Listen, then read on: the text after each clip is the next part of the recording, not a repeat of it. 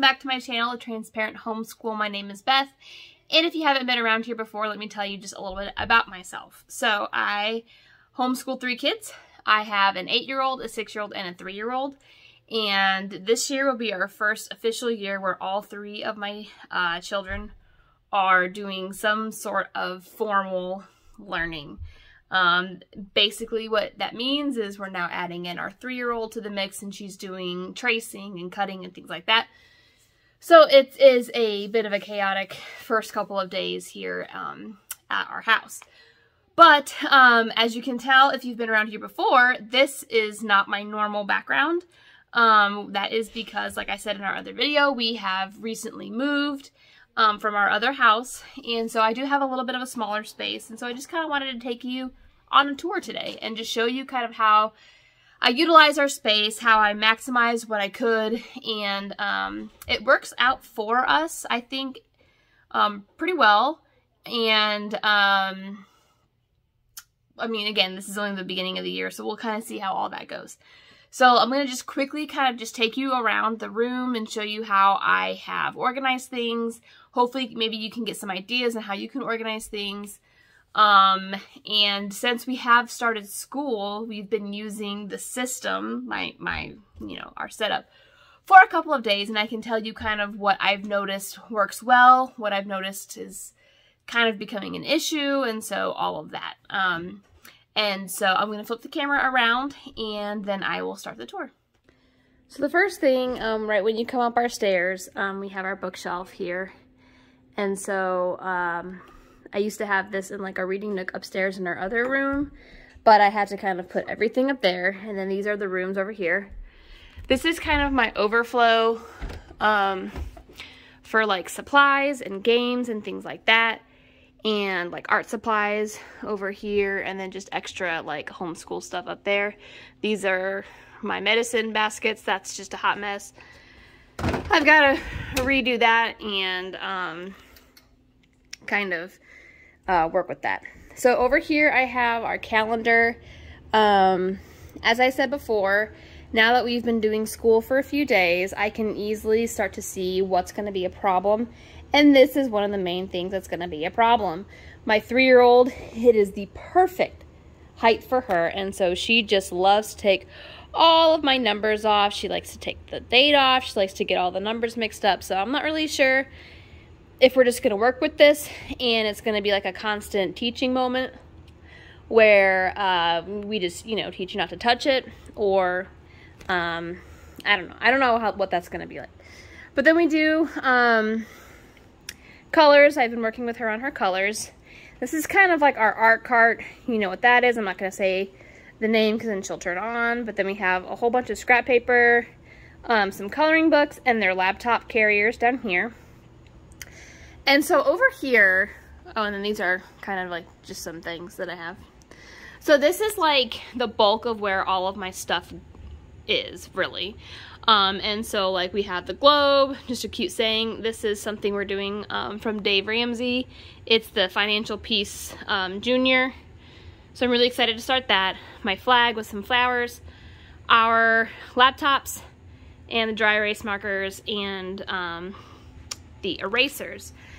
So this year, these 3 things right here, these 3 like cubbies, are what I really wanted to focus on this year. In my other video, I talked about kind of what my vision is for the school year, and so having games easily accessible, and these are just a few. Like I said, they were in that other closet, but these are more of like the kid games, and I have some other storage over by my desk that I will show you as well. So up here we have all my glue and glue sticks. I have so much glue. I have so many glue sticks, and I love that. I got some rubber cement in there too. Floor puzzles, and then these are all of my Good and the Beautiful books from their library, and I have them organized by reading level, just so that they can just kind of, my kids can kind of just start where they're at and then just pick the next book up. More floor puzzles over here. These are like phonics reading sets. These are reference books. These are all of the read aloud books that we're going to be reading this year. And so we are currently reading The Chocolate Touch, which is pretty cute. I also got most of these from the Good and the Beautiful reading list. If you do not know what that is, I encourage you highly to go on their website and download that. Basically what it is a list of a lot of modern books and classic books, and they kind of just rate them on content and language, and they have a list of must-read books basically, and then do not read, which I really much appreciate. And then these are just readers we've collected, and then these are Disney readers that they get. These are just a whole bunch of nonfiction books. There's no real like rhyme or reason to them. A lot of these are from the Good and the Beautiful science reading packs that I get. And then just a whole bunch of other ones that I've picked up. These are Usborne nonfiction books that I have. Oh my goodness, I have so many of these. Like I said, like, we love nonfiction in my house, and so, yeah. I have a whole bunch. These are level 1 readers, level 2 readers, level 3 readers, and then these are a whole bunch of Cat in the Hat nonfiction books, too. So we just have a whole bunch of those. So this is where most of, like, my books and the games and stuff like that, that's where that kind of just rests. And the kids so far are doing a very good job at keeping, you know, all of the stuff organized and in its space and where it goes. And I very much appreciate that. So then over here, this is also from Financial Peace Junior. This is like a chore chart where they see what they have to do and they can earn money for it. So we haven't started this yet. And so I haven't utilized it a whole lot. But it will be in a couple of weeks when we start that. This is where I'm keeping a whole bunch of Usborne Wipe Clean books, and this is like a fraction set, which is pretty cool. So I have all of these that I've collected over the years. This drawer is my 3-year-old's drawer, where kind of all of her things are. She has some Wipe Clean books in here as well, of just things that we're practicing. So shapes and patterns. This is beginning pen control. What's the other ones that she has? There's capital letters in here, and then there's a, I'm pretty sure it got put back up here, but she has a numbers one as well.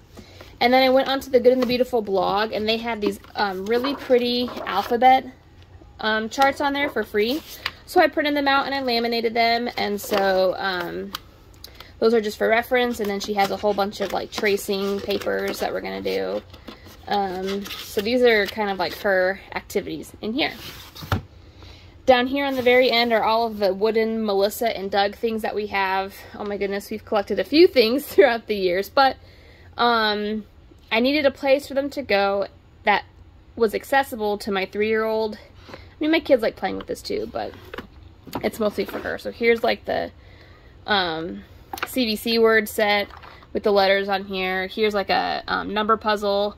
And then those are, here, I'll just take them out. And this is like a lacing set. There's a few cards in there with some yarn in there. These, like I said, this is the counting puzzle. It goes up to 20. And then this is the pattern blocks where you duplicate the patterns shown on the cards. So this is all Melissa and Doug stuff. This is basically kind of where it goes. It's not been a problem so far. Just putting it away and cleaning it up is kind of the issue at the moment. This is our Nugget. If you've never heard of a Nugget, it's a couch, but all of this comes apart and you can build with it, and it's great. It is used in a lot of therapy with kids, and so I loved it. And then here is our US map, alphabet over here. Wipes, Kleenexes. We're going to be starting reading the Tuttle Twins soon. And these are the books for the Financial Peace Junior and the Tuttle Twins. And then I had gotten this, about a year ago, and it's like the first edition of Dave Ramsey's, like, I guess money course for kids, but it's only just the CDs. It's like a audio book, and so I thought that was pretty cool. So we haven't started listening to that yet. Up here I have some other Usborne learning stuff. Here's my learning palette we use. And then I have our wrap-ups here. This is for subtraction. This is for addition. These are really awesome. If you don't know what they are, I highly encourage you to research them. They make learning fun. They have them for all kinds of things. They have them from division, multiplication, subtraction, and addition, decimals, fractions. I mean, it's awesome. They're very, very cool to have. Here's just like some doodle pads. Here's some drawing books, like instructional drawing books that I have up here.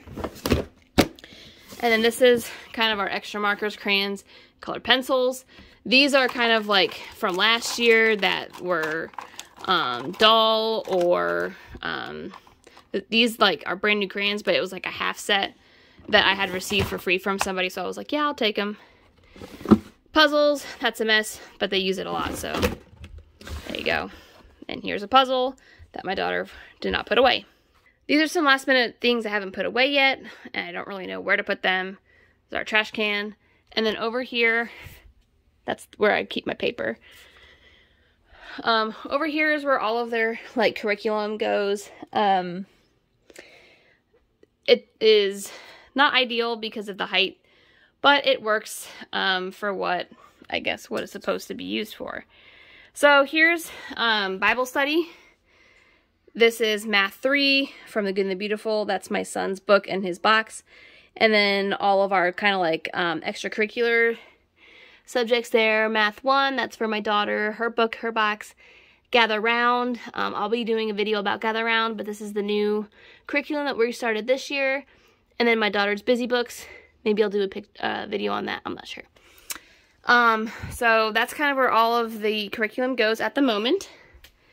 This is my desk and my storage, and like I said, the extra games over here. And so it works out. I had to utilize the space on this side. But again, you know, once you have a small space, you start getting really, really creative. Over here is my printer. Printer paper, my supplies caddy. We did some reorganizing for the beginning of school. I got to put all my new school supplies in here, which is really exciting. We are reusing these from last year. If you haven't seen my video on our school supplies list last year, or our school supplies haul, I encourage you to look at these, the Twistables. They are incredible because, you know, when you use these crayons, they're fine. They're absolutely perfect. But like once they lose the tip and you have to start like taking paper off, they kind of stop being effective. But these, like, they're so amazing because all you have to do is like twist them and you get more crayon, or like twist them back in for less crayon. But like you're not wasting any crayon, and I absolutely love not wasting things that I have to pay money for. So we saved what we could from last year. New pencils, new color pencils, new glue sticks, new fine tip markers, regular markers, and scissors. Best pencil sharpener in the world. Here's our Bibles, our construction paper. This is cardstock, notebook paper, and then colored cardstock. Down here, I have tangram paper, like pages that I bought, and then tangram pieces and pages from The Good and the Beautiful old edition. Since they came out with the Simply Good and Beautiful Math, I decided to keep those because it is some of my kids' favorite activities. An entire thing of extra folders. Like I said in my school supplies haul, I didn't need any folders this year because that's why. And then this is the Lite-Brite with like some Lite-Brite cards. And so my kids love using the Lite-Brite too. Other than that, this is our table. We've had this for about 7 years. I would say about 7 years. So it's not necessarily like a new piece of furniture, but it is the first time that we have officially used it in like a homeschool capacity. It's been kind of like in each of my kids' rooms now and then. We store toys on there. It's all kinds of stuff. So this is my setup. This is kind of where I've ended for right now. I'm sure throughout the year we will kind of, you know, change things if we need to. Like I said, the calendar's a problem. And the Melissa and Doug stuff over here, and the height of the drawers is also an issue. This is the end of my space tour, and you know, it's a lot smaller than our last house, but I love it, and we've definitely homeschooled in smaller. We've done our kitchen table with 3 cabinets with all of our stuff in it, and that was even fun. And so no matter how big your space is for homeschooling, you can make it your own. You can make it work for you and your family. And so thank you guys for watching my video. Happy homeschooling. I hope everyone's school year is getting off to a great start. Ours is kind of a little bit of a rocky start, but it always is like that at the beginning. And then kind of once we work out all the kinks and get used to all the new curriculum and things like that, then kind of things mellow out. But for the moment, this is kind of where I'm at. I just finished kind of setting up all of our stuff with the new school supplies, and kind of just the final touches on where things go before we started school. So I hope you guys have a really great day, and thank you so much for spending time with me. Bye!